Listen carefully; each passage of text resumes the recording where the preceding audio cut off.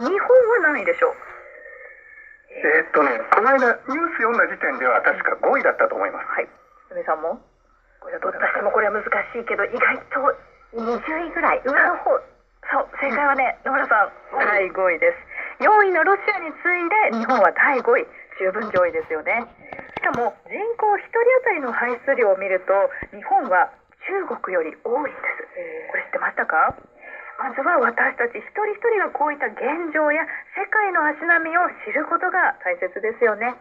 来年の COP はブラジル北部のベレンで開催です。来年は COP30、ついに30年目の節目を迎えます。以上、里かなのこれ知ったかなでした。アナウンサーがお伝えします。はい、お伝えします。中国外務省は日本人が中国を訪れる際に短期滞在のビザを免除する措置を今月30日から実施すると発表しました。これまで15日としていたビザなしの滞在期間を30日に延長し、実施期間は来年末までとしています。中国政府はコロナ禍で停止したビザ免除の措置を去年シンガポールなどを対象に再開し、その後ヨーロッパやオセアニアなどの国々を相次いで対象国に加えていました。しかし日本は対象国に入らず、日本政府が中国政府に再開を求めていました。石破総理大臣は今夜記者団に次のように述べました。免除措置により両国間の交流が一層盛んになるということを期待をしておるものでございます。中国が日本との関係安定化に動く背景には、国内経済の減速が鮮明になる中で日本からの投資などを呼び込みたい狙いがあるとみられます。またアメリカのトランプ次期政権との間で対立が激しくなる可能性も念頭に、アメリカ以外の国との関係を今のうちに安定化させたい中国側の思惑も伺えます。一方で日本国内の対中感情は依然として厳しいと指摘する声は根強くあり、中国国内での日本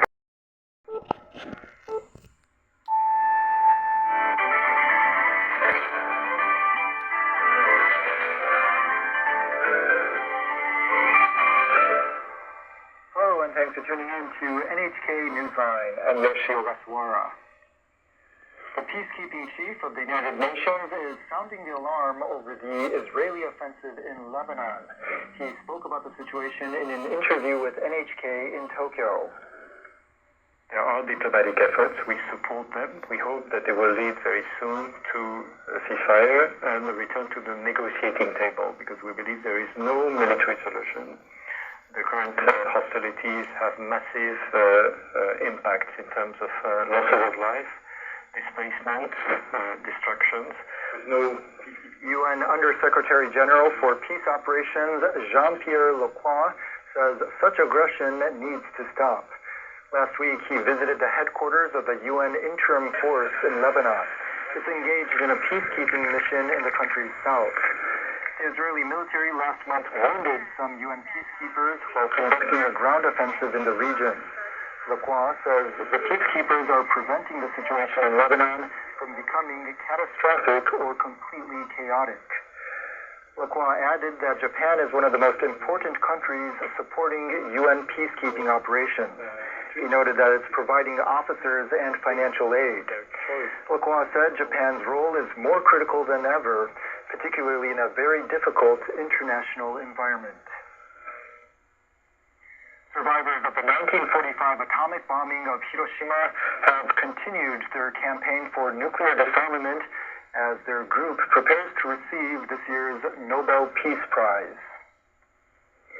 14 people collected signatures at the Peace Memorial Park in Hiroshima City on Friday. They asked visitors to sign a petition to urge Japan to join the Treaty on the Prohibition of Nuclear Weapons as the only country to experience atomic bombings. Participants included Mimaki Toshiyuki, a co-chair of Nihon Hidankyo, which won this year's Peace Prize. He and other atomic bomb survivors, known as Hibakusha, will attend the award ceremony in Oslo, Norway, next month. Hibakusha and Hiroshima Prefecture have held a petition campaign once every 2 months since the treaty went into effect 3 years ago. They say they collected 83 signatures on Friday. The global situation is precarious, and nuclear weapons could be used tomorrow or at any time. We will call on the world from Oslo to get rid of nuclear weapons. The award ceremony will be held on December 10th. Taiwan President Lai Ching-te plans to visit 3 Pacific Islands nations next month. It'll be his first overseas trip since taking office in May. The presidential office said that Lai will leave Taiwan on Saturday next week. It added he's set to travel to the Marshall Islands, Tuvalu, and Palau between December 3rd and 6th. Taiwan media are reporting that the president may visit the U.S. state of Hawaii and the U.S. territory of Guam. When Lai's predecessor, Tsai Ing-wen, took office in 2016, Taiwan had diplomatic relations with 22 countries, the number has since fallen to 12. China has stepped up pressure on the Democratic Progressive Party administrations of Tsai and Lai. Neither president has accepted Beijing's claim that Taiwan is part of China.